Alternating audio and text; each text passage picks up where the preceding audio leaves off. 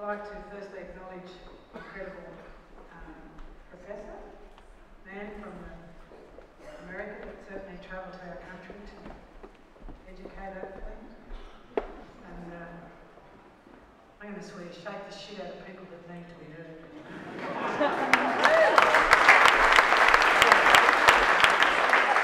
Also, our incredible Lord Mayor is love her to bits. And the beautiful young Millie Telford, who I've met this evening, she's a Bunjalung woman and she heads up our seed mob and is the national director, so it certainly is an honour for me to be here and certainly stand before all of you incredible people. I stand before you on the land of Eora, and I am a Wiradjuri Koori Balan. Wiradjuri is one of the many mighty Aboriginal nations here in New South Wales. Balan means woman in my language, and Koori is Aboriginal. I am a sovereign woman, and I come from Irambi Aboriginal Reserve in Cowra, New South Wales. And my ancestral bloodline connects all along the lands and the waters of the Clare, the Murrumbidgee and the Wongal people. I am a member of Metropolitan Local Aboriginal Land Council, 2015 Elder of the Year for New South Wales Aboriginal Land Council, and their representative here this evening. Metropolitan Local Aboriginal Land Council is the cultural authority under the New South Wales Land Rights Act of the land that we are gathering on here this evening. And I bring you a message of respect and caring. And it is important to acknowledge this country's rich first and oral and original history and story. I would like to pay my respects to all elders, past and present and emerging, of all Aboriginal and non-Aboriginal people here this evening, and express my gratitude for the sacrifices made by our elders to create a better quality of life for all people of our country. And it is indeed a humble privilege to provide a welcome to country. For me, it is a profound honour and a luxury of time. Time given by you, and time given by many warriors that started the traditions for everyone. A welcome isn't just words, it is a reflection of where we are. Not the modern day structure, but the continuous link of life, lesson, purpose and nurturing supplies. And the boundaries of the traditional owners are not defined by the pen or the hand, it is through the natural landscape of our incredible country. And the Eora Nation's country spans from the Hawkesbury River to the north, the Nepean to the west and the Georges River to the south. And on behalf of Metropolitan Local Aboriginal Land Council, and we have over 600 members, I welcome everybody to the land of the mighty Gadigal people of the Eora Nation. And I acknowledge the Gadigal people, whose spirits and ancestors will always remain within their land, our Mother Earth.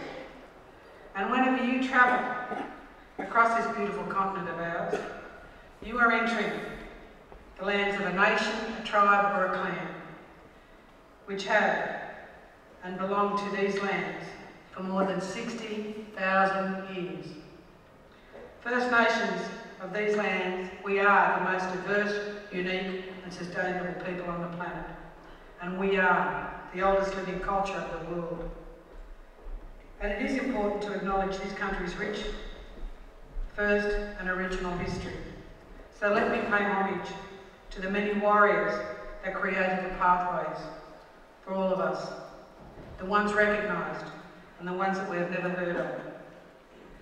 Our journey and milestones can only be realised if we can see, if we can feel, and if we can be a positive difference put into real action.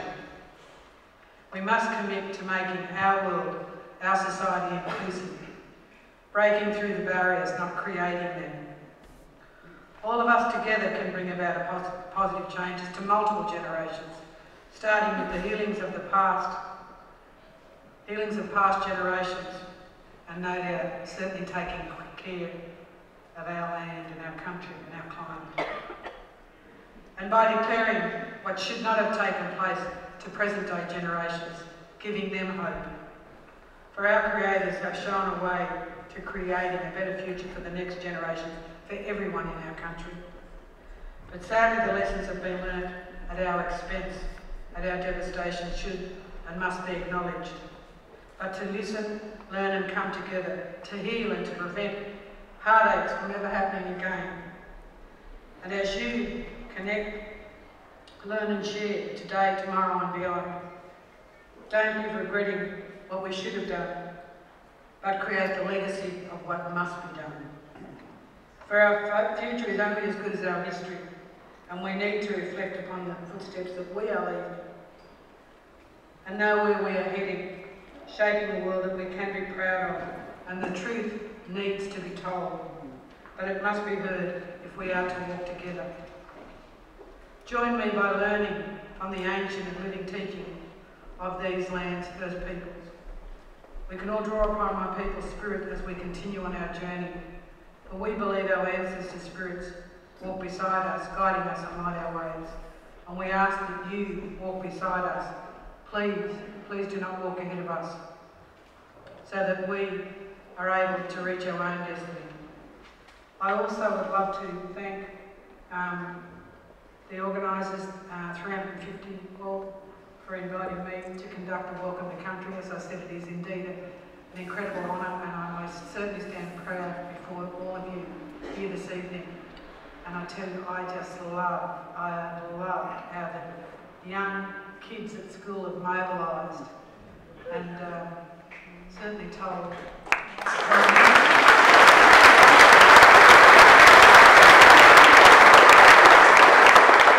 It gives me faith to know that we have incredible young people that are coming along that care and want to change for the better. You know, it's sad, it's really sad. I mean, our rivers are drying up because of greed in this country, and it has to stop, so I thank you. There is one thing that I ask every time I get to do a Welcome to Country, is for each and every one of us to remember our loved ones that have passed over before us, the giants that have allowed all of us to stand on their shoulders, the beautiful people that are sitting and standing beside you right now, but more importantly, those gorgeous, precious ones that follow in our footsteps.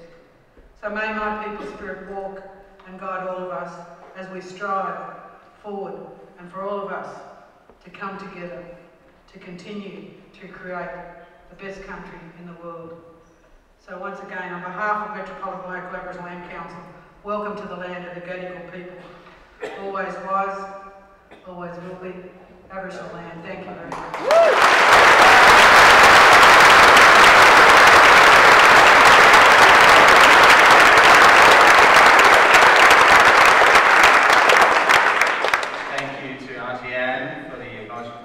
Country, and I'd also like to acknowledge the Gadigal people of the Eora Nation and pay my respects to their elders, both past, present and emerging. I think we'll be meeting some of the emerging leaders in the future very soon, later on in our Q&A here.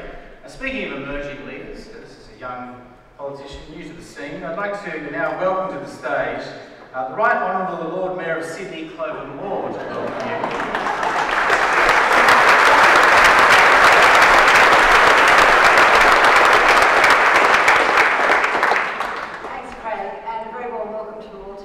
To the Lower Town Hall here, the People's Place. I too would like to acknowledge the Gadigal people of the Eora Nation and pay my respects to their elders both past and present, and also acknowledge the people of the very many nations who live in our city. And I'd like to thank Anne for her welcome. And I would like to very warmly welcome this evening's keynote speaker, Professor Mann.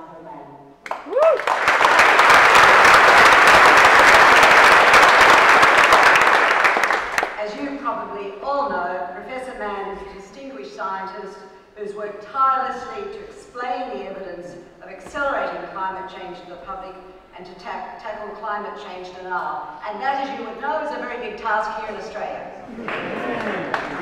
But not in this room. Here at the city, however, we recognise that climate change poses a real threat to our communities.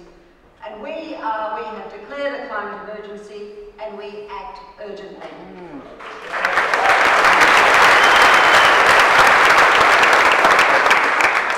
We know our community agrees, because when we consulted for our to develop our long-term strategic plan back in 2007, 97% of people who we consulted told us they wanted us to take action on climate change. That was back in 2007. Isn't the city community inspiring? So since then, it has been our first priority. We set bold, science-based targets, and we have been working towards them for over a decade. And I can say that that work is yielding results. Back in 2008, we converted our street lights to LED. We've been carbon neutral in our operations since 2007. We've installed thousands of solar panels. We've purchased a fleet of electric vehicles.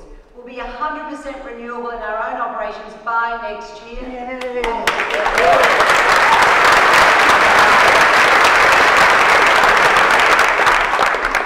we have a goal of reaching 70% reduction in emissions by 2030, but I can report to you that we will meet that goal in 2024, 6 years early.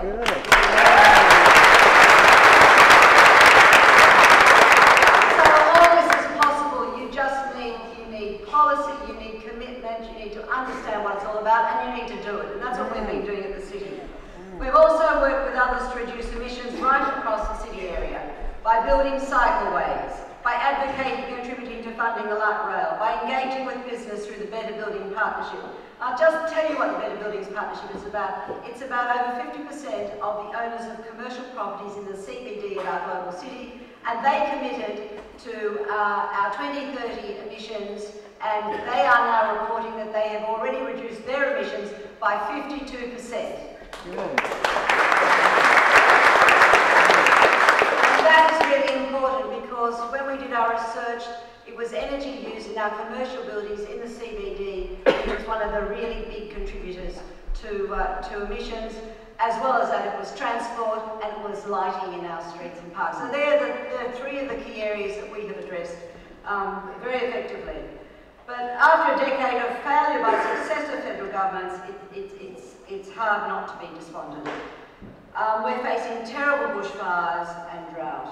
Fires burn out of control in the Amazon and in Indonesia. And the World Meteorological Organization tells us that climate change is accelerating, sea levels are rising, carbon dioxide levels are increasing, and ice sheets are melting faster than ever before. So we know all that.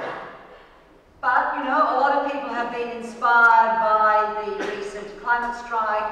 It's inspiring to see our young people coming out and taking action. And Extinction Rebellion is also very inspiring.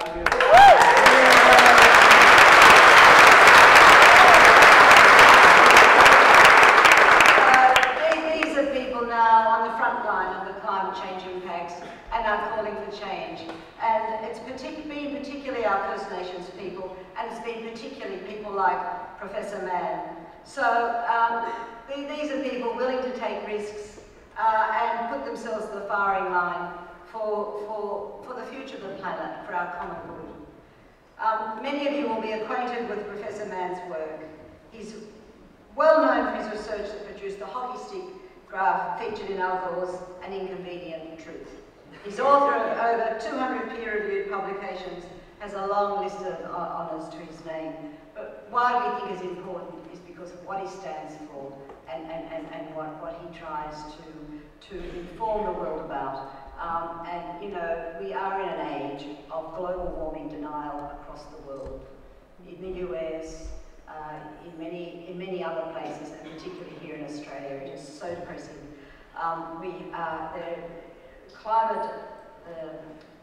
Global warming is misrepresented actively by powerful vested polluting interests as well as by our media. So it's a great pleasure and a great honour to welcome Professor Mann to speak to you. Please welcome him.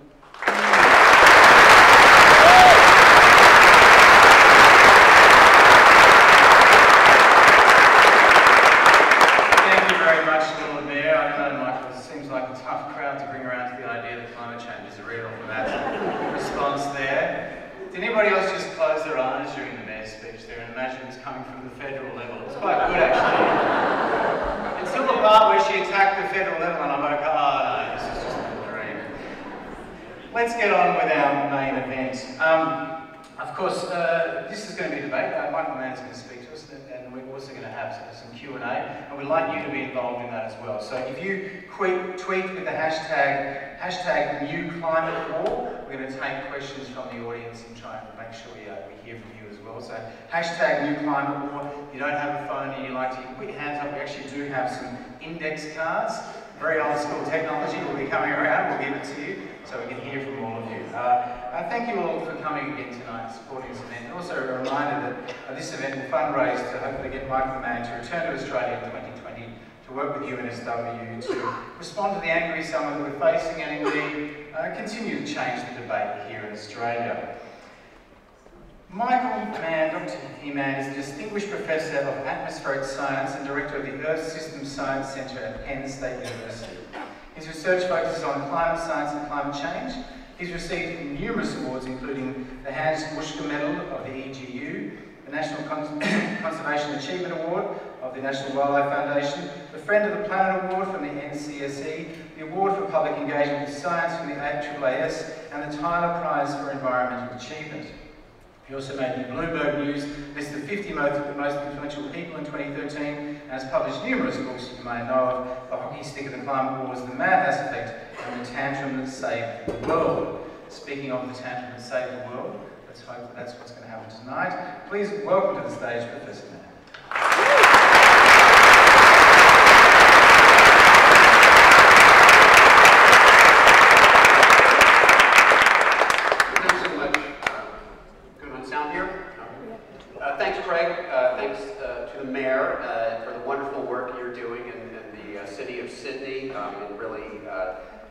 Displaying the sort of leadership that we need if we are going to confront this challenge that we face in human-caused climate change.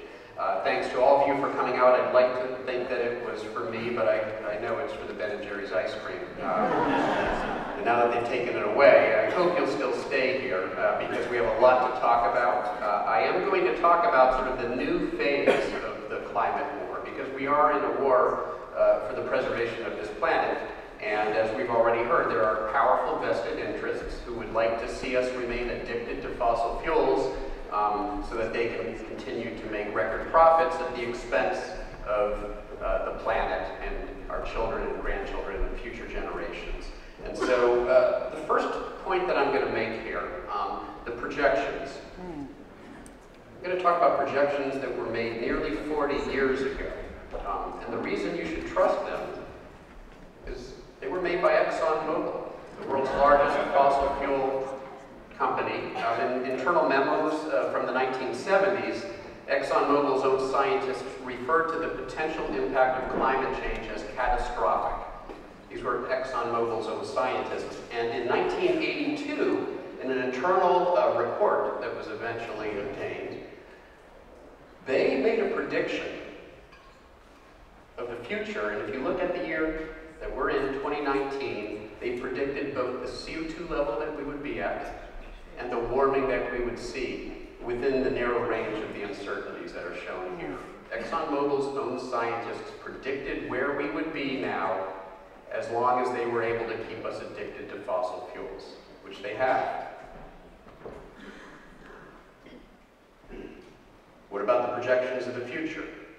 We can still prevent catastrophic warming of the planet. 1.5 degrees Celsius is often pointed to now as a level at which we will start to see some of the most damaging and irreversible impacts of climate change. We can still avoid that amount of warming if we act to curtail fossil fuel burning. On the other hand, if we continue with business as usual, we will warm the planet by 4 to 5 degrees Celsius by the end of the century. That's what business as usual will do. Now, you've probably heard there's a very widely sort of used number, 12 years. It's actually now closer to 10 years. We've got to bring our carbon emissions down by a factor of 2 within the next 10 years. Bring them to a peak and ramp them down dramatically if we are going to avoid warming the planet more than 1.5 degrees Celsius. That's according to the IPCC. What I would note is that the IPCC, the Intergovernmental Panel on Climate Change, is actually conservative. in those estimates. In fact, we published an article a couple years ago showing that the IPCC may have overestimated the amount of carbon that we have left to burn by about 40%. So when you hear critics, contrarians, and there's some of them in Australia, amazingly, when you hear them say that the climate scientists, the Intergovernmental Panel on Climate Change is alarmist, if anything, the IPCC is overly conservative, and they may be overestimating how much carbon we have left to burn. All right, well, what about the impacts? We don't have to use our imagination anymore. The impacts of climate change, as you all know, in Australia, are playing out in real time. We see it on our television screens, in our newspaper headlines, in our social media feeds. The impacts of climate change are no longer subtle. This is the face of climate change, say scientists. Well, actually, there was one scientist, that was me, being quoted there. But this is the face of climate change. Dangerous climate change has arrived in the form of unprecedented superstorms, droughts, heat waves, wildfires, and floods. Now, another point here. The climate models that we use to project these changes, these extreme weather events, have underpredicted. They have not predicted what we're actually seeing play out. The models aren't able to explain why we're seeing many of the extreme weather events that we're seeing today. And some of our own research, and this is research that I want to actually continue on here in Sydney at UNSW, to investigate some of the mechanisms that we've looked at in the northern hemisphere. We want to see how they're playing out here in the southern hemisphere. But what we know is in the northern hemisphere, climate change, in particular the warming of the Arctic, is changing temperature patterns in a way that is slowing down the jet stream, and it's causing it not only to get stuck, but to meander very widely. So you see a big ridge over there in the western U.S. where you have a big high-pressure, dry, warm wildfire. You see a trough there in the eastern U.S., which is what gave us the wettest summer that we've ever had in State College, Pennsylvania, where I live. And that particular pattern of the jet stream and the extreme weather it's created, the climate models don't reproduce that phenomenon. So a recurring theme that we'll see here is, if anything, we climate scientists and the climate models that we've used have actually underestimated the impacts that we're now seeing play out. Yes, there's uncertainty in the science, but don't let anybody tell you that uncertainty is a reason for inaction. Uncertainty is cutting against us. It's a reason to take even more concerted action, because things may be even worse than our models predicted just years ago. And this summer we've seen wildfires from the Amazon all the way to the Arctic. You folks actually set the record for the hottest month that you've ever seen. That was when I was here. I don't take credit for doing that. And in fact, that record was broken earlier this year. This last January was the hottest month that you've seen here in Sydney. And you've seen unprecedented drought. While I was exercising yesterday, playing hooky from the conference I was supposed to be attending, I had the television on. I watched your parliament debating the unprecedented drought, the impact that it's having on farmers, on agriculture in this country. This is the face of climate change. You don't have to use your imagination anymore. It's not about penguins and polar bears. It's about unprecedented extreme weather events that are doing great damage to us now where we live today. Well, heat, drought, you put them together, no surprise, you get unprecedented wildfires. And we're seeing that in the western U.S., we're seeing that in California, we're seeing unprecedented wildfires there, we're seeing unprecedented wildfires here in Australia as well. But make no mistake, just because it's dry and hot doesn't mean that we don't get rainfall. A warmer atmosphere holds more moisture. So when it does rain, you get more of it. You get more intense rainfall events. You get worse flooding events. You see extremes on both sides. Drought and more extreme flooding as well. And we've seen that here in New South Wales recent years. Hurricanes, superstorms, Maria, devastating hurricane. This was, we would call it the worst natural disaster in U.S. history. It was a toll, it was taken, the economic toll, the loss of lives, except it's not a natural disaster. This is an unnatural disaster. This is a disaster that would not have happened in the absence of climate change. We might have had a Hurricane Maria, but it wouldn't have been as intense as it was. It wouldn't have been associated with the flooding that it was. Well, the worst flooding event on record in the United States was Hurricane Harvey in August 2017. The second worst flooding event in U.S. history was just a year later, Hurricane Florence, when it made landfall in the Carolinas. This isn't a coincidence. We are seeing unprecedented weather extremes that are doing great damage. That is the face of climate change. And as over the last few days, of course, we've seen what was a Category 5 hurricane. It weakened when it made landfall in Japan. It was only a Category 2 storm, but those very warm ocean waters meant that there was a lot more moisture in the atmosphere, and we got record flooding, disastrous flooding in Japan. And then Dorian, this hurricane that decimated the Bahamas earlier this season,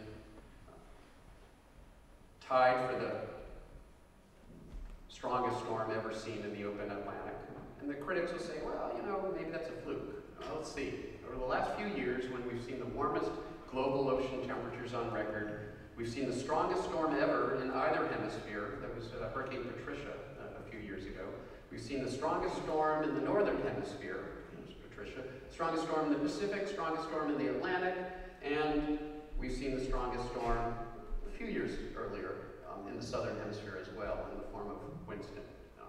We're seeing more intense hurricanes as a result of the warming of the planet. It's basic physics. It's not that hard. You warm up the ocean, there's more energy to intensify these storms. And empirically, it turns out it's a roughly 7% increase for the maximum sustained winds for each degree Fahrenheit. So it's less than a degree Celsius of warming of the ocean surface. That 7% increase in wind speed translates to a larger increase in the destructive potential of the storm, because the destructive potential of a storm goes as the third power of the wind speed. So that 7% increase in wind speed is a 23% increase in the destructive potential of the storm. That's not a small signal. That's a signal that you can see play out, again, in the form of these ever more devastating storms. So we've got stronger hurricanes. They're riding on a higher tide as ice melts. Now, 10 years ago, we would have told you, in fact, well, let's say 15 years ago, the climate modelers would have told you that we'll have to wait until the middle of this century to see the melting of the Greenland Ice Sheet and the West Antarctic Ice Sheet. That won't set in for a number of decades. Well, we're already measuring that. The satellites tell us we're already losing ice from the Greenland Ice Sheet and the West Antarctic Ice Sheet. That's happening decades earlier than we expected. Once again, uncertainty is not breaking in our favor, it's breaking against us. And we understand why. Our models, the models that we used to describe the behavior of ice sheets were very crude. They didn't have a lot of the critical physics that we see as important in the real world, where cracks form in the ice and meltwater penetrates to the bottom and lubricates the ice so it can slide out into the sea, or we destabilize the ice shelves, which were propping up the ice sheet, and so once those ice shelves go away, the ice starts to surge out to sea. We're seeing that happen in the real world. When we put those processes into the models, we find that indeed things can happen much faster than we thought they could. Now, this July, just in the month of July, and just the Greenland Ice Sheet, not even talking about the Antarctic Ice Sheet, which is where most of the ice is, this month, this year, in July, enough ice melted from the Greenland Ice Sheet that you could see with the human eye the rise in global sea level. It was a little less than a millimeter, you'd have to squint, but you could actually see the rise in global sea level from 1 month of melt of the Greenland Ice Sheet. That's how profound the changes that are taking place today are. So we see the flooding of the streets of Miami. We see the erosion of your shore in Sydney with these more devastating storms, rising ocean. Put those together we get unprecedented risk to our coastlines. So, there is no debate. There's no room for debate. You can't debate whether climate change is happening anymore. If you're a politician, it really isn't credible to deny that it's not happening because everybody's seeing it happening. We're all seeing it happening. And so this is what the new climate war is. We're seeing a move away from outright denial of the basic science. But there's some vestiges of it. You see vestiges of that in the United States. There's a little bit of that here in Australia. I'll come back to that. So the climate wars. Well, a couple years ago, I testified to our House of Representatives Science Committee. And the Science Committee was led by a Republican, the equivalent of a liberal. Of course, a liberal in the United States is the opposite of a liberal here in Australia. The Coriolis force reverses sign, and the word liberal changes sign as well when we go from one hemisphere to the other.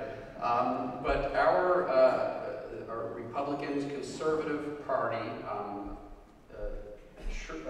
Lamar Smith was the chair of the House Science Committee. He's a climate change denier. He also denies evolution. He's sort of an equal opportunity science denier.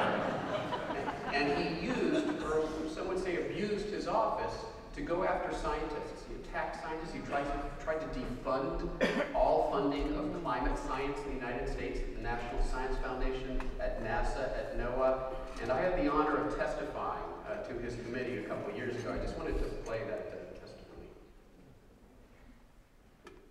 Did not. Oh, we're not getting sound. Oops. We are not getting sound. Let me, you know what I think is going on? We didn't reset the, yeah, let's see. Yeah, okay. All right. We're going to do a little tutorial here on how to change your system. There are the system preferences right there. Sound. Headphones, there we go. All right, let's try this now and see what happens.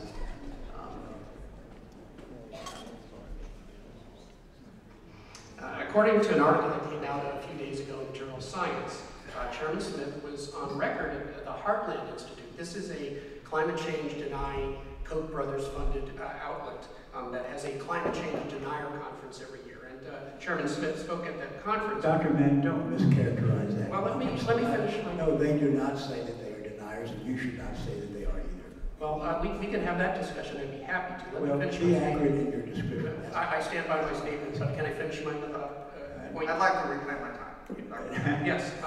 So he indicated at this conference that he, according to Science, and I'm quoting from them, he sees his role on this committee as a tool to advance his political agenda rather than a forum to examine important issues facing the U.S. research community. As a scientist, I find that deeply disturbing. But Dr. Mann, who said that? This is according to Science magazine, one of the most respected outlets when it comes to who are they science. quoting? This is the author, Jeffrey Mervis, who wrote that article. I'd be happy to send to committee the article. That is not known as an objective writer or magazine. Well, it's Science magazine. So Science Magazine, in the upside down world where black is white and up is down, in the age of alternative facts, and you know, apparently Science Magazine isn't a reliable source of science information, but Chairman Smith is. Well, you have your own problems of this sort here in Australia. And most of our climate change deniers come from the south. Most of yours come from the north. And once you go across the equator, everything changes sign. Well, the Democrats got back the House of Representatives. It is now run by Eddie Bernice Johnson, who is a trained doctor, I believe, and has respect for science, and has restored the rightful role of this committee and held a hearing, the first hearing under the Democratic leadership about climate change earlier this year. And what was interesting wasn't the Democrats, whose position is the same, climate change is real, it's human caused, it's a problem, but the Republicans did not contest the science. And I suspect that their pollsters and the people who are doing their focus groups have told them that you cannot claim that nothing's happening anymore. The American people, the people of the world know that something's happening. So there's a move away from outright denial. Even some of the most conservative Republicans, Matt Gaetz, who's sort of Donald Trump's pit bull in Congress, pretty remarkable statement to come from an extremely conservative Republican. I didn't come to Congress to argue with a thermometer, and I think that more of my colleagues need to realize the science of global warming is irrefutable.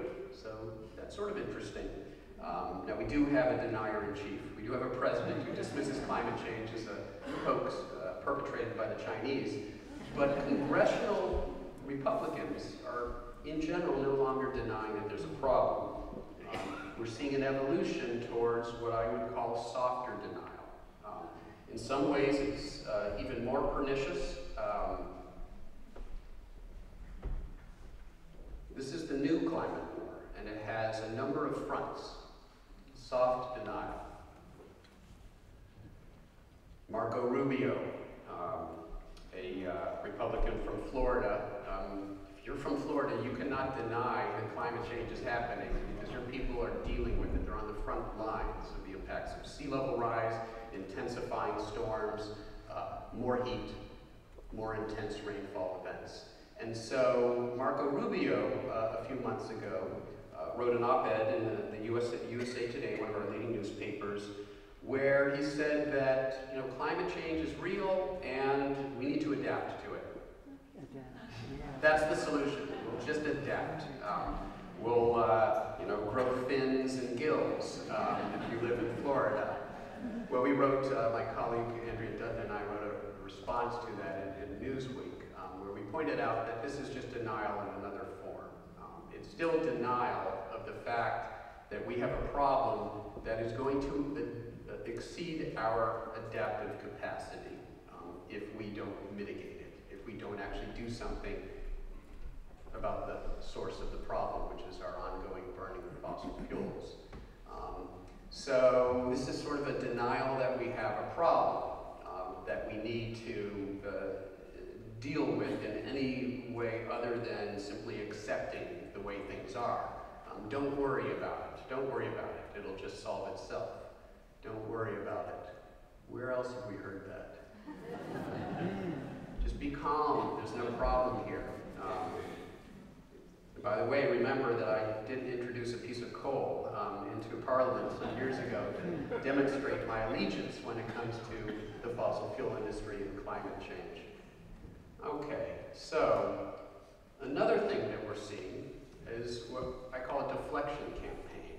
Now, you folks may not recognize this, and by the way, we have indigenous people in the United States. We oddly call them Indians. They're not from India.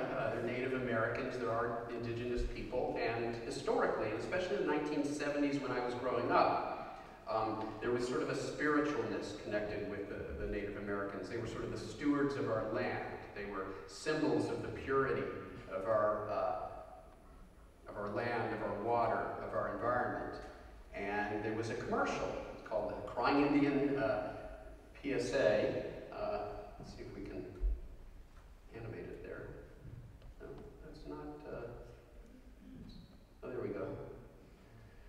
It was a very influential commercial. It appeared a year after the first Earth Day, 1971, and it influenced a whole generation of people. It had a profound influence on me and everyone else that I grew up with. And the message of the commercial was, this Native American, the tear in his eye was because of his observations of what we were doing to our land, the cans and bottles that were strewn in the water, on the roadside. And the message of the commercial was, people caused this problem and people can solve it. It's all about individuals behaving better. Don't throw out those cans and bottles. It's all on you. That's the source of the problem. And there were a number of environmental organizations that were actually co-sponsors of this PSA until they figured out, about a year later, that they had been hacked. This was actually a propaganda campaign by the beverage industry that saw the danger of the passage of bottle bills in the states, and eventually a national bottle bill was a possibility where they would be forced to recycle and process these cans and bottles. And so they hatched a PR campaign on Madison Avenue intended to deflect attention from the need for a regulatory solution, a systemic solution, to individual behavior. This is very important because we are witnessing an even more massive deflection campaign now when it comes to climate change. This is just from 1 month in the New York Times, the number of stories that appeared in the New York Times, and so this is mainstream media outlets. The message being, the climate change problem is you. It's your food choices, it's your transportation choices, it's all on you. Where have we heard that before? This is a deflection campaign. Now, one of our candidates for the Democratic nomination in the next election, Elizabeth Warren, really cut to the heart of this in one of the recent debates. This is exactly what the fossil fuel industry wants us to be talking about.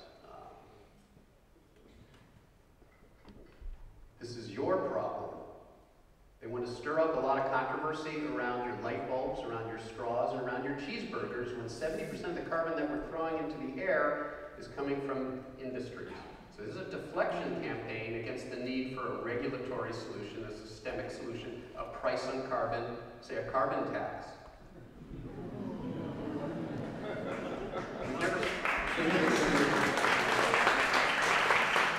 You had one.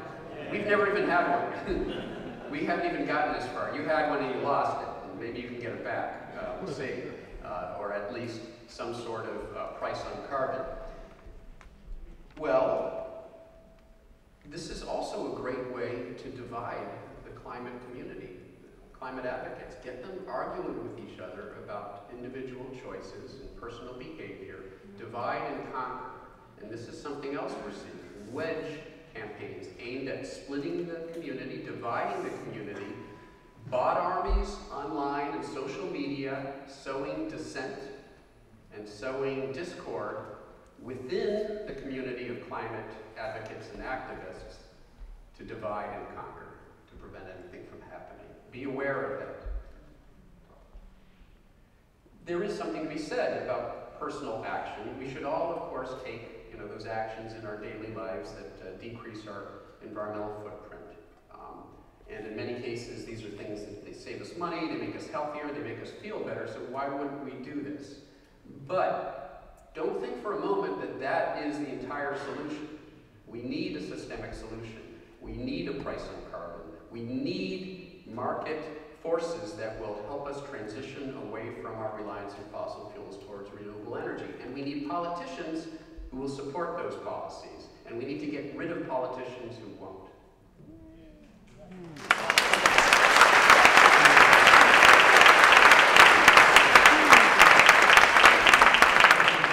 Beware of doomism. Okay, that's another way of depressing us, of convincing us that it's too late to do anything. That's very useful.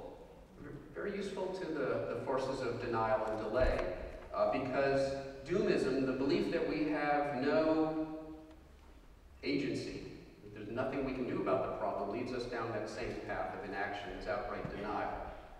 And we're seeing a lot of this. We see cult figures within the climate doom community who have exclaimed that we will all be dead in 10 years because of runaway climate change, and there's nothing we can do about it except enjoy the ride. Now, nominally, you might think that they're sort of at the left end of the political spectrum, but it turns out that their arguments in many cases are being amplified in conservative sources. In some recent polling in the United States, in the CBS News poll, which looked at people who don't support action on climate. And they looked at the reason they don't support action on climate. Nearly as many people cited the idea that it's too late to do anything about it as the idea that it's not real and it's not a problem. So this is increasingly a real threat to climate action, and there are forces of denial and delay who are fanning the flames of doomism because it serves their interest. Well, and it doesn't help when mainstream media organizations promote that narrative, the uninhabitable Earth. Scientific credibility was evaluated as being very low. There's bad science on both sides. Climate change denial and climate change doomism. The reality is that things are bad and they're going to get worse if we don't act, but it's not too late to do something about it, despite some of the doomist headlines. This is an op-ed that we wrote a couple of years ago in the Washington Post, pointing out the threat that doomism poses to climate action. New Yorker, just last month, this is the title of an article, New Yorker, what if we stop pretending the climate apocalypse is coming? To prepare for it, we need to admit that we can't prevent it. Okay. Now, the author will say, well, if you read, my article, it's not really what I'm saying, and it's like 99% of people will go no farther than reading that headline. They've already learned everything they think they need to know. It's too late to do anything about it. That promotes this doomist narrative and leads us potentially down a path of inaction. So winning the war, what can we do to win this new climate war? Well, we need to convey urgency and agency. We do have a problem. We can call it an emergency. It's fair to do that. But it's not hopeless. It's not too late to do anything. And I say that as a scientist who cranks the numbers. I know the numbers. I know what's necessary to avert catastrophic warming of the planet. I know what the carbon emission numbers are. I know what we have to do. We can avert catastrophic climate change if we act. So there is agency. There's urgency and there's agency. Yes, we have a problem. But there is also agency and there's opportunity. There are renewable energy jobs. We can grow the economy with renewable energy and clean energy. There's a path forward that is a good path, a path towards a sustainable planet. The solution, and sorry Bill Gates, technocrats, we don't need a miracle. Bill Gates. We don't need a miracle, we have a miracle. It's called the wind, it's called the sun, it's called renewable energy. The solution is right in front of us. We can debate what should be part of it and what shouldn't. There's a healthy debate to be had. I wish our politicians were debating the options that we have for decarbonizing our economy rather than do we have a problem and do we need to decarbonize our economy. But we have the solution. It's simply a matter of having the political will to transition away from fossil fuels and to elect, once again, politicians who will support those policies and get rid of those politicians who won't. That's the only way we will get the change we need. Part of what I'm optimism, and there was some discussion about this earlier, part of why I'm optimistic, is these kids. Amazing. Greta Thunberg, I was saddened that she did not win the Nobel Peace Prize. I thought she was absolutely deserving of it. Maybe we'll give her another shot. She's changed the world for the better, and these kids have changed the world for the better, because what they've done is they've moved the discussion from a sober conversation about economic projections and science and policy wonkishness to a discussion about intergenerational ethics. What sort of world do we want to leave behind for our children and grandchildren? Now, Greta and her friends, and there are other movements, as we've heard, Extinction Rebellion, there is all of this energy now. But these kids in particular, OPEC, International Fossil Fuel Consortium, has pronounced Greta and her fellow climate youth activists as the greatest threat to their industry. Okay? That is the greatest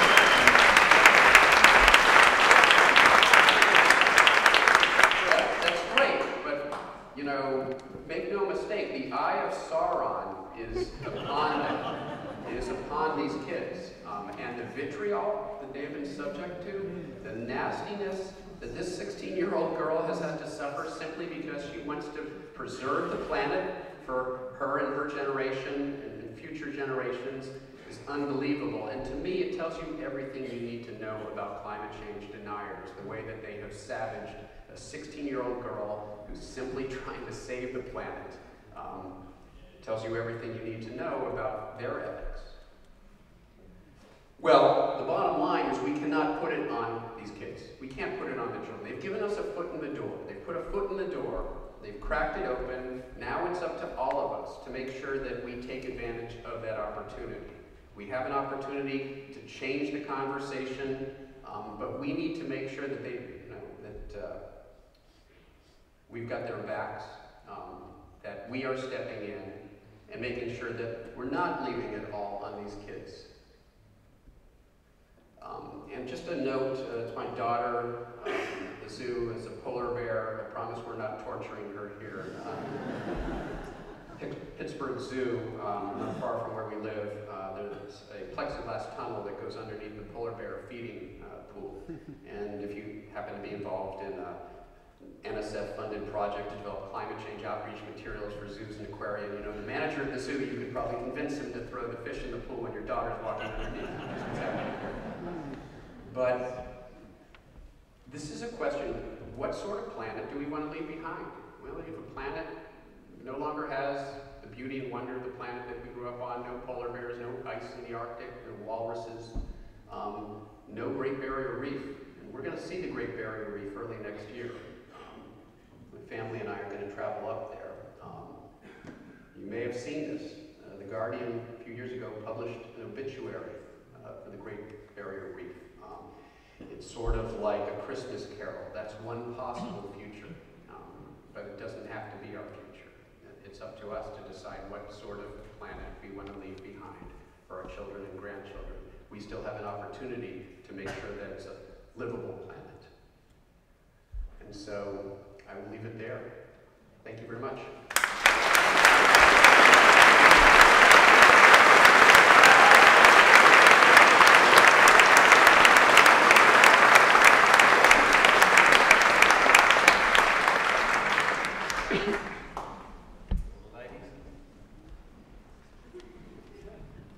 Thank you. Well, you've already given a round of applause. That was fantastic. Thank you very much. Thank you, man. We'll have a couple of questions. Just a reminder that you can tweet with #NewClimateWar, or if you remember how to write, you can also put your hand up and get a card. I'm not sure if anyone remembers how to do that. That was fantastic. A great overview of what's going on. I want to ask you actually, I'm glad you spoke about the doomism, because it's an interesting challenge for a scientist such as yourself, and somebody who's communicating about this all the time. You've talked a lot about the fact that we have agency, we can change, there is hope. How do you strike the balance between making people kind of aware that this threat is real and imminent, and you know that we should be acting now, but also not pushing them into that kind of doomism element? That's a fascinating balancing act you're facing. It is, and it would be especially challenging if I felt that I had to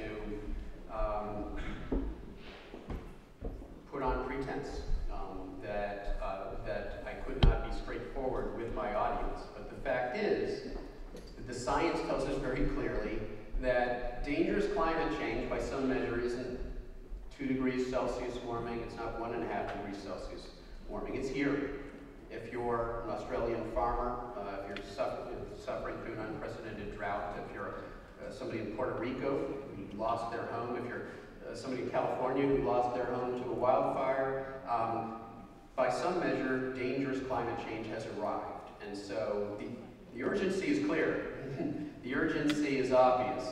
The agency is what's perhaps a little harder for some people to see, because they see all these bad things happening. They see a president of our country who is doing everything he can to undermine all of the environmental progress made over half a century in our country, and doing everything he can to undermine international efforts to act on climate. It's understandable why people might feel pessimistic.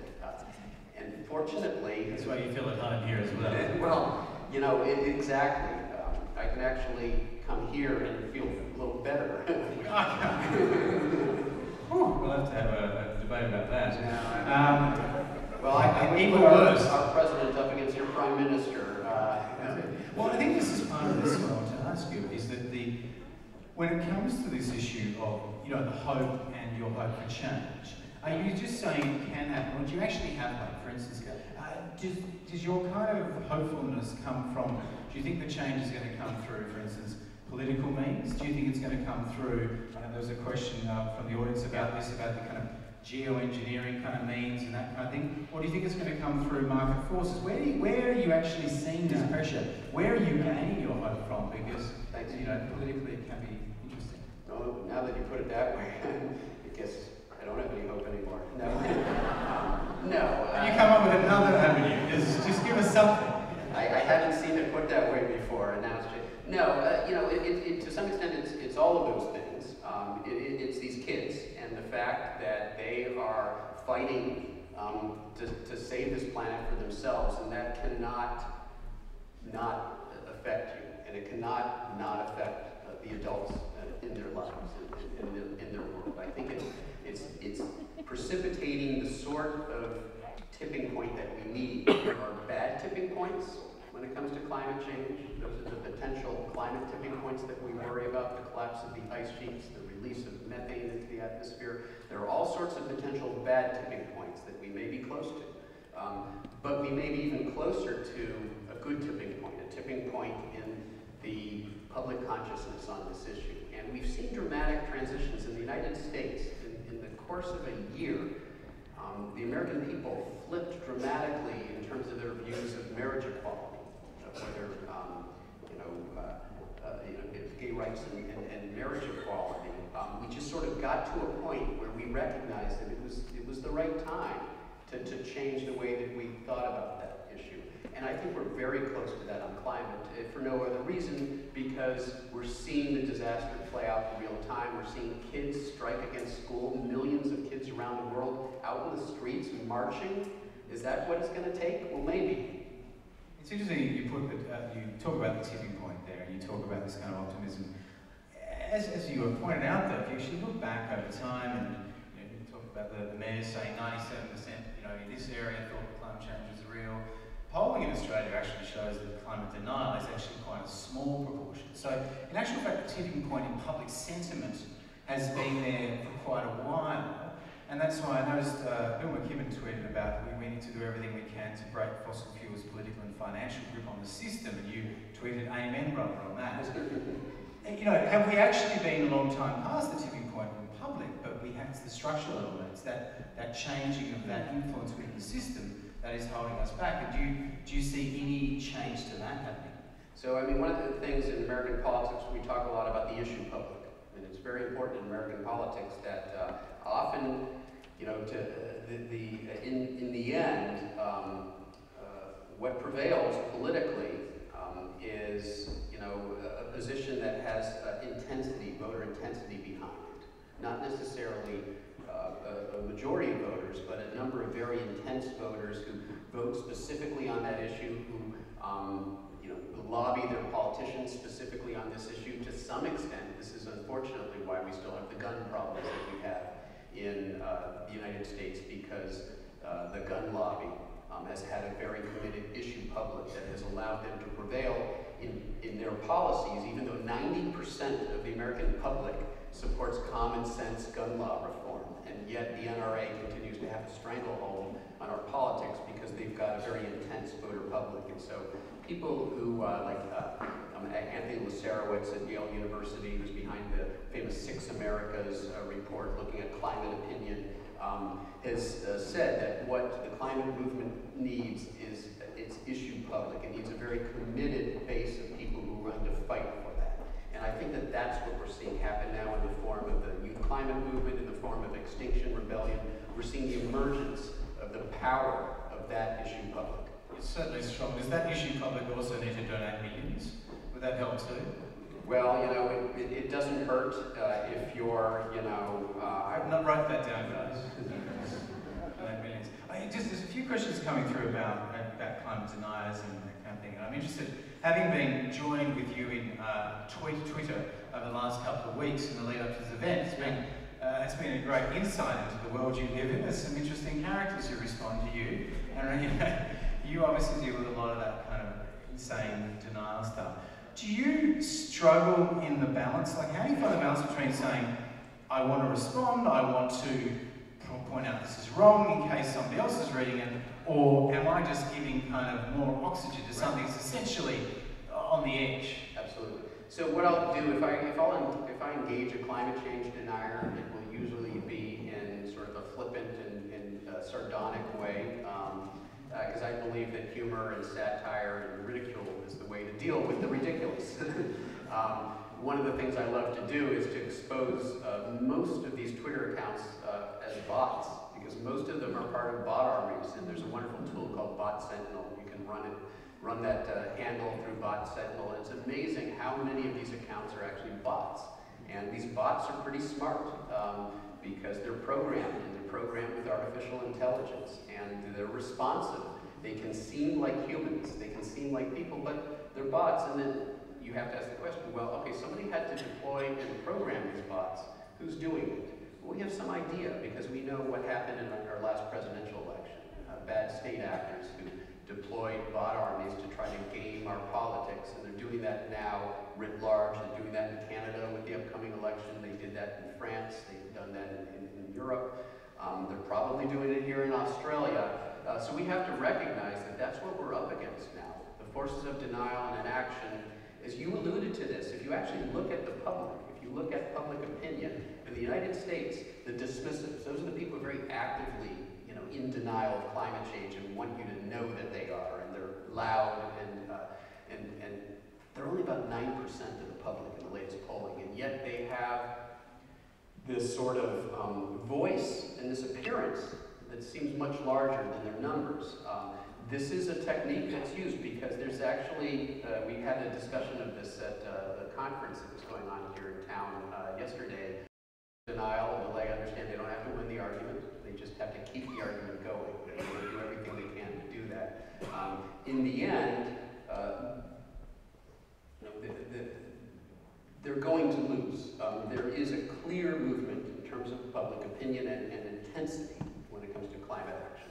So in the end, I like to think that the voice of the people will be heard, the will of the people will be expressed. But what they're doing with each year of delay, predatory delay, is ensuring considerably greater amounts of damage. And so that's how we have to think about it. Already, ExxonMobil and the other fossil fuel companies, which knew back in the 1970s that what they were doing was going to have a catastrophic impact on the planet because they said it in their own documents. What that 50 years, nearly 50, the better part of 50 years of delay has bought us is the damage and destruction that we're seeing, and the loss of the opportunity that we had to act before all of this unfolded. It's a fascinating sliding doors moment, isn't it? When you read the Exxon stuff from the 70s, you're like, oh, we were so close. So close. I'm going to get some other people involved in the Australian level of this debate on the stage to continue this. Can we please welcome to the stage Amelia Telford. Amelia Telford is a young Aboriginal and South Sea Islander woman from Bundjalung country and the National Director of the Seed Indigenous Youth Climate Network. She's one of the campaigners leading the campaign to stop fracking in the Northern Territory. Please welcome Amelia Telford.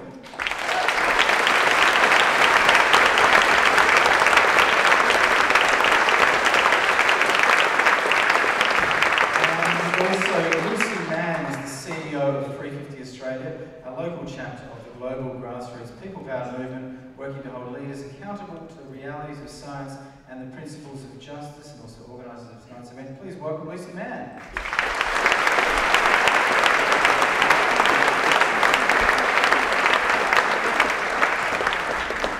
No relation. No relation at all. Actually, I've got a quick, there is a good question, because there was a question from the audience that said, what's your view on negative emissions technologies coming to the rescue? Now, I presume that's actually from somebody from 350, just figuring out if their name will ever be correct again, because it's named after the number of parts per million of CO2 that they were aiming to stop at. We've shot well past that.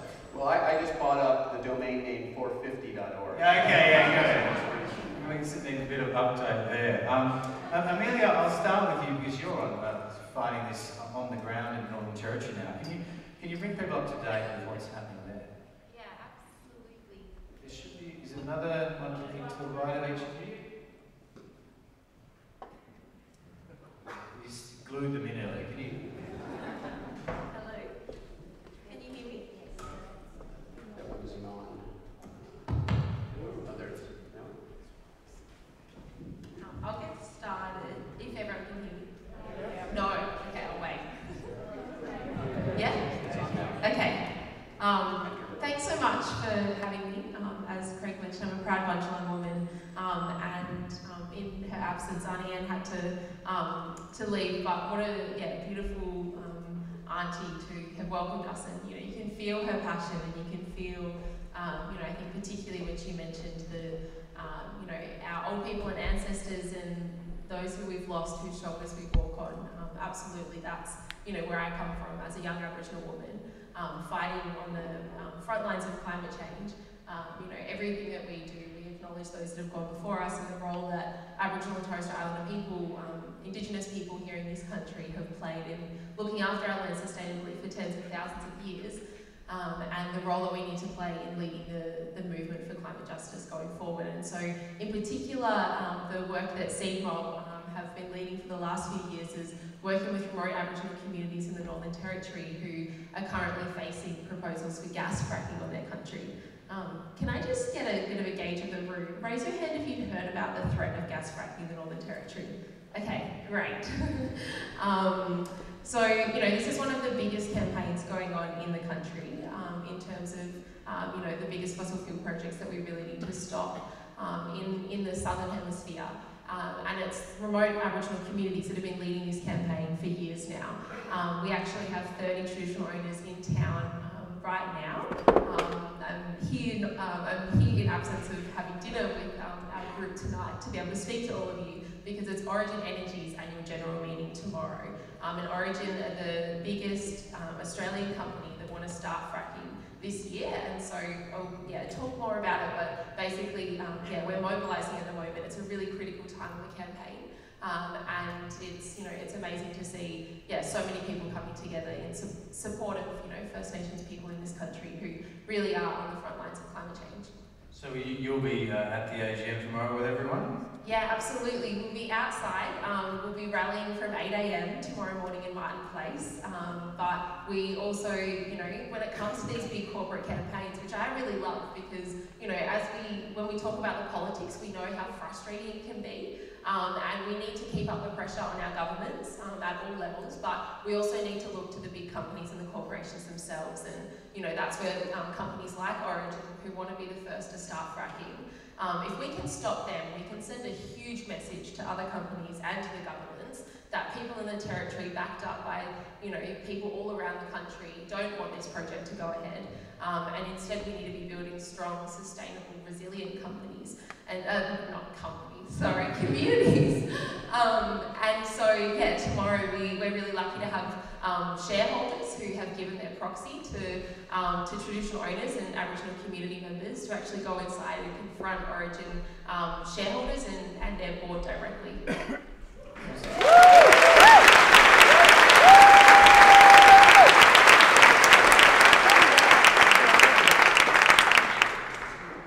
Lucy, I'll turn to you. What is 350 focusing on now as well within the climate change campaign?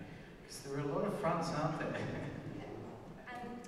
For those of you who may not know, 350 is a global movement of ordinary people all around the world, and we're really standing up to the fossil fuel industry. So we're trying to do three things. One is to keep coal, oil and gas in the ground. Secondly, to accelerate the transition to a just and clean renewable energy economy.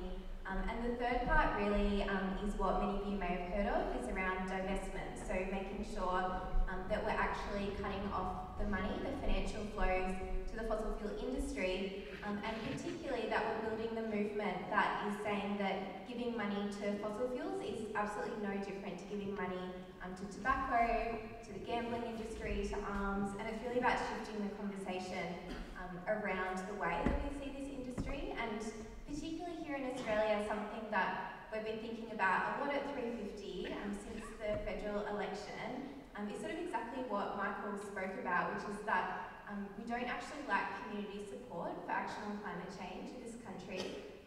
The problem is we don't have political will, and that's because we have an incredibly powerful and well-organised fossil fuel lobby. It's just come out in the last couple of weeks that the Minerals Council of Australia, there was a study done with institutions all over the world by an independent think tank in the UK, and they listed the Minerals Council as in the top 10 institutions wrecking global climate policy in the world.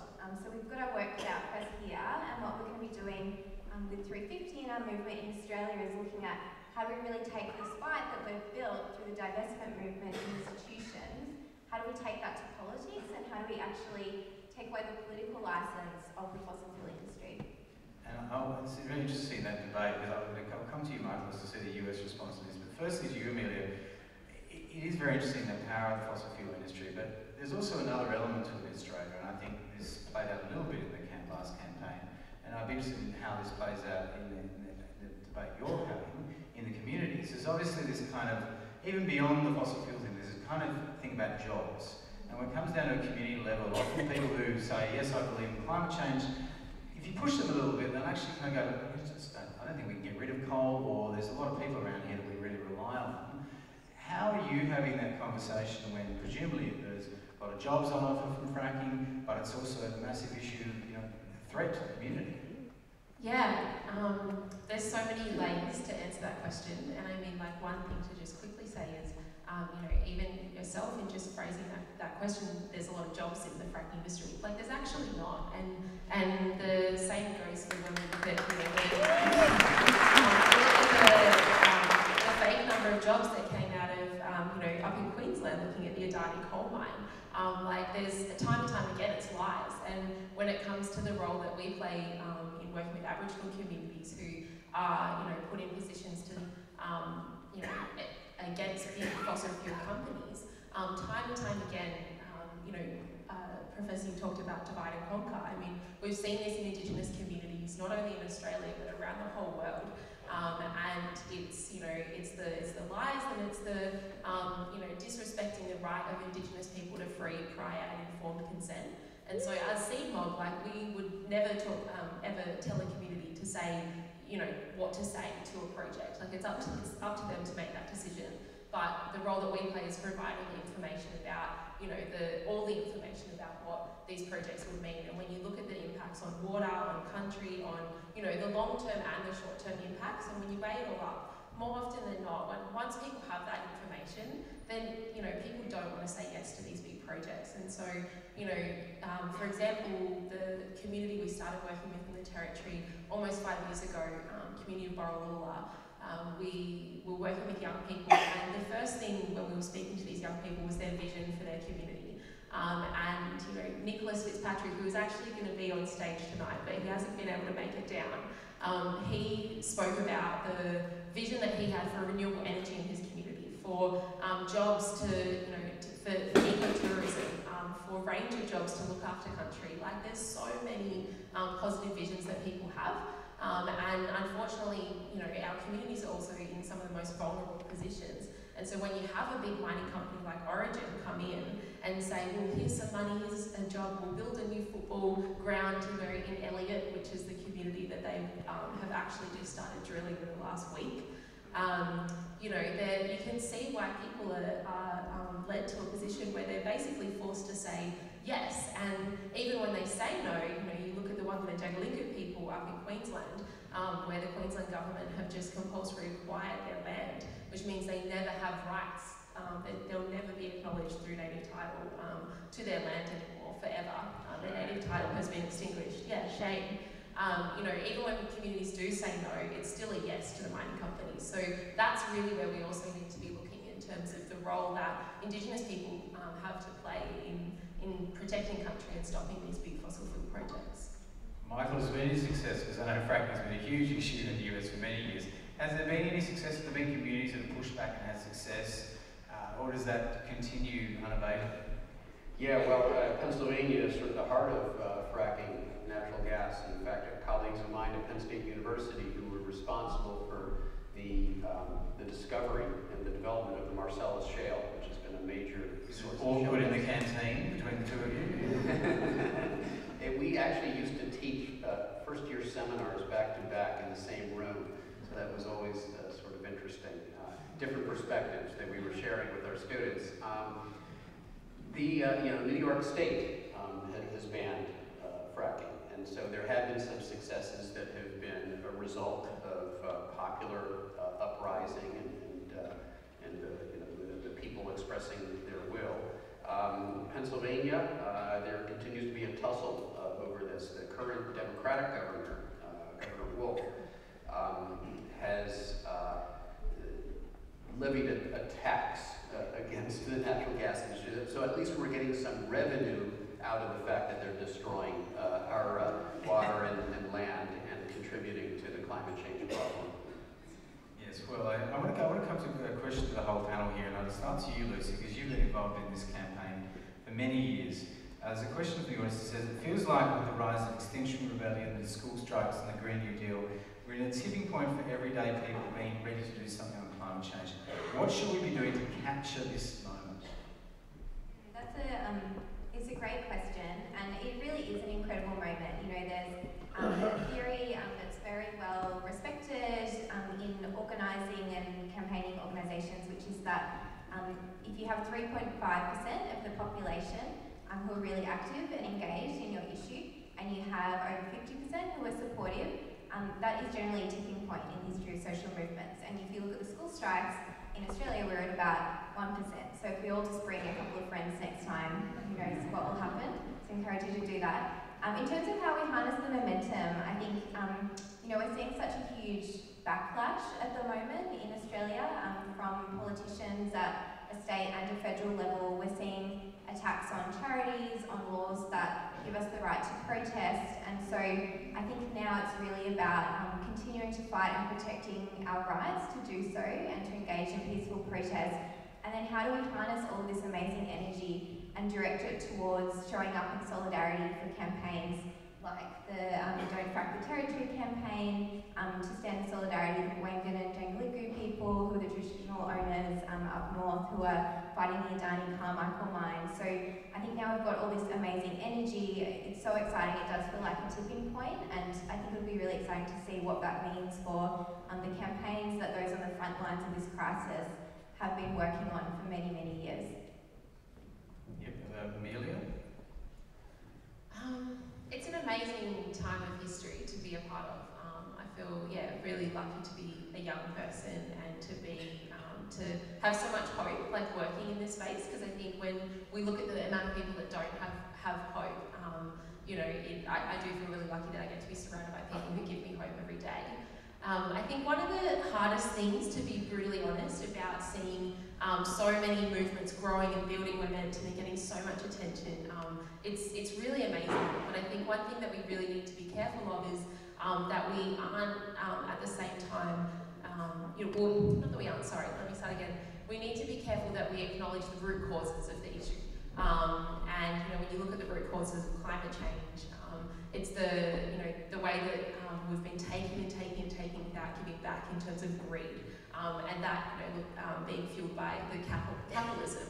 The way that we see the issue, for Aboriginal and Torres Strait Islander people, we've been, dealing with the impacts of climate change ever since, the root causes of climate change, I guess, ever since colonisation in this country. And our people aren't only on the front lines of climate impacts, but also the causes, the destruction of our country, digging up coal and gas and oil. And so the way that these issues are viewed and the way different people are impacted, and even further the way that women are viewed in this world, and that's reflected in the way we treat our Mother Earth. And so I think we really need to not perpetuate the same systems that have got us here in the first place, and elevate the communities who are on the front lines, who really do hold the solutions to build a strong, strong sustainable communities for everyone. Because when you look at it, if Indigenous people are thriving, not just surviving, that means that everyone is thriving, because it's our mob that it's not just climate change, it's every social issue out there. We're the ones that are at the bottom of the food chain.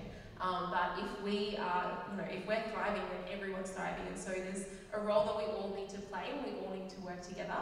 And I really hope that these movements are able to see and support in solidarity, like Luke said.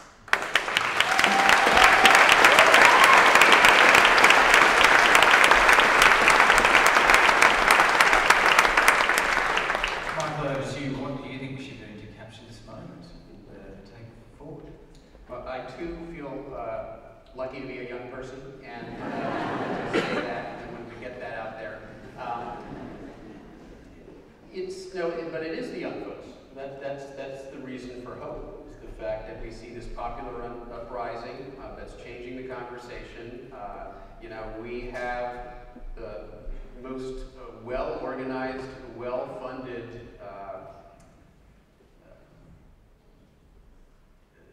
opposition that one could possibly have to contend with in the form of the fossil fuel industry and the conservative media that has done their bidding. But there's nothing that can compete with the moral clarity of our children speaking up and demanding that we act now before it's too late, before we destroy the world for them and future generations. I think it's a game changer. I think we will look back at this moment as the moment where everything changed.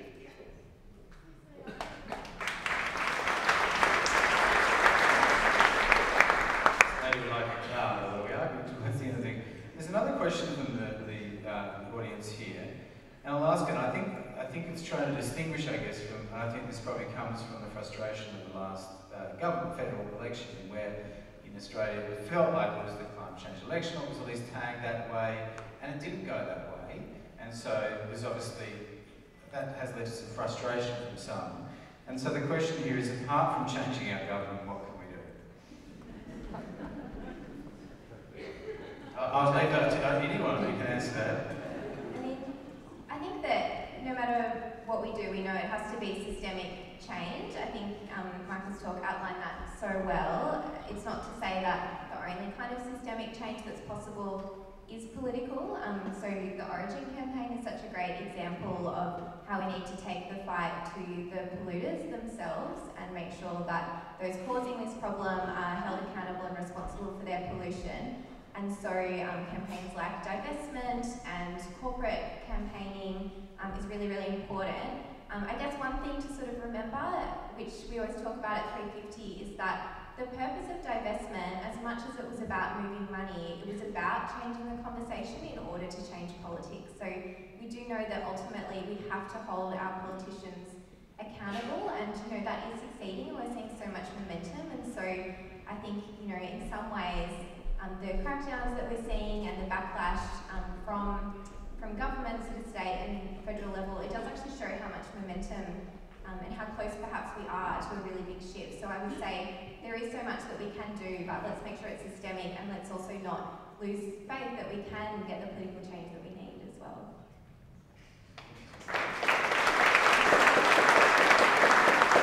It's also, I guess, good to know from the Lord Mayor here earlier, and also the states and councils and different levels of government are often doing a lot more. If you look at those stories, they can often be a lot more uplifting than maybe what's happening at the federal level as well. We have a question from the audience here by Carter. Our government is adamant that they are meeting their Paris Agreement targets and even exceeding these targets. The question is, how can this be disputed? My answer would be with the facts. I'm not really sure if we need to get a climate scientist in on this one, but maybe to add to that. Well, I'll make a point here, which is that Paris commitments are not enough. 5 years ago, that was enough. Paris gets us less than halfway to where we need to be to limiting warming below catastrophic levels. And so it was only ever intended to be a foot in the door. And having politicians now say, well, at least I support the Paris, commitments, it's too late for that. We have to go well beyond those commitments. And that was always the idea, that Paris created a framework that we could build upon with more stringent because we have a dramatic task to undertake. If we are going to avert catastrophic warming, we have to bring those emissions, as I said before, down by a factor of 2 within the next 10 years, and then we have to continue to lower them beyond that. Emissions actually went up last year, so we haven't even reached that plateau, and we've got to ski down the slope on the other side. That is a monumental task, and the fact that we have a president, Donald Trump, who has threatened to leave the Paris Accord, and that alone hasn't really changed things very much. Our numbers, a lot of the progress, as you've alluded to, is happening at the state level, at the local level, what companies are doing, and so we're still going to come close to meeting our Paris commitments. But what that signaled to other polluters is that, well, if the U.S. isn't serious, well then, China can rightly say, well, why should we be serious? Why should we meet our commitments if the U.S. isn't committed to meeting theirs? And since Trump signaled a lack of support for our commitments as a country, we've seen China start to build more coal-fired power plants. We've seen China's emissions actually go back up when they were tailing off. That's the real damage that was done by the President of the United States. It was the signal that he sent to other state actors that, hey, we're not going to do our part. So that's a frustrating, that's too depressing an area to blame this on, so lots of questions coming in here. Well, the good news there is, of course, we can change all of that in a year in the next election. Yeah, absolutely. And that's probably an interesting question, though. I think there's two narratives about China. Is China, what's your perception of China in terms of global warming and their actions? So my sense is that China understands the impact of environmental degradation, the healthcare costs that they are paying because of the pollution caused by coal-fired power plants, the damage that's done to air quality. China, as interesting conversation I had with a colleague of mine, Chris, who's in the front row here. The interesting thing about a country like China, command and control economy, is that they can act very quickly if they decide to do something, and that is what China was doing. If we can again see some leadership by the United States, and I think we will. I think we're going to see a dramatic change in our next election. We're going to see support for climate action. We're going to see new leadership. I think that China and other countries are ready to step up to the challenge. They just need to see us. We've had 200 years of access to cheap, dirty energy, right? And who are we to tell other countries that are trying to come online with their economies now that they don't have the right to that as well if we don't have our own house in order? So my hope is that we see a reassertion of U.S. leadership in the next election. That'll send a signal to China and every other country. We're serious. We're all ready to tackle this problem now. Let's get going. Okay, thank you. Last question, just to wrap it up. Just a quick last one thing from each of the panelists. What should people do when they leave here? What can they do to help this new climate war? Help change it? Start with you, Billy. Sure. I mean, everyone has a role to play, right? And whether it's time that you have, there's so many organisations to volunteer with out there. And I think one of the brilliant things about our movement these days is that we're also organising in different communities for, whether it's like organisations like Farmers for Climate Action, SEED organising Young Mob, the AYCC organising young people, like through 50.org and all the different people involved. There's so many different organisations to be a part of, but also you can build your own local groups and be taking action, at local, regional, state, federal levels. The list goes on. But I think whether it's time that you have, like volunteer, if it's money that you have, donate to those organisations as well that are really driving these movements. And I think in particular, there's skills, networks. There's so much that we can all give and do. I think I won't miss the opportunity to say, please come along tomorrow morning, 8 a.m. at Martin Place.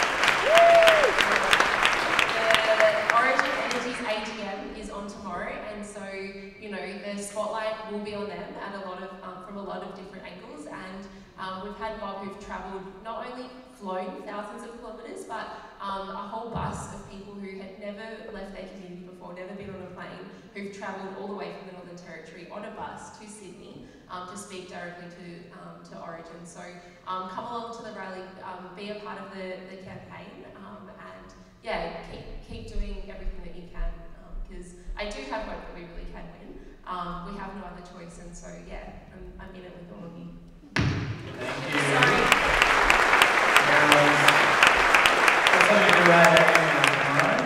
Sorry. Yeah, I think everything that Millie said.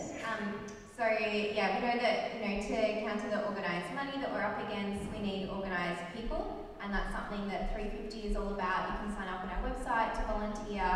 You can also get involved in any number of organisations that Millie mentioned, and yeah, organising people also does cost money. So we do need some of that as well. So you can also donate to the movements that are fighting this fight as well. And yeah, so in 12 hours we can all show up at the AGM tomorrow outside Origin to get started. So I'll be there, and I hope to see lots of you there as well.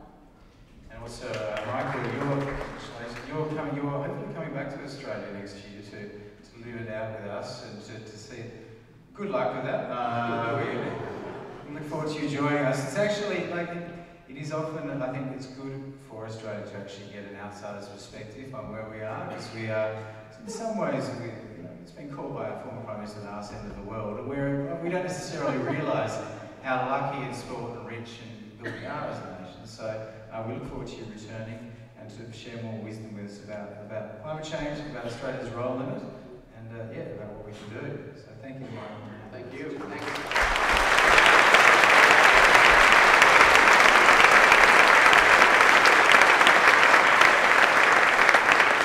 Thank you, Darren, for coming out on a Tuesday night in Sydney. An amazing turnout of people, and I hope you enjoyed the night. And there'll be plenty of stuff for the next conversations for the next week. Look forward to seeing what we do next. Cheers. Thanks for coming out.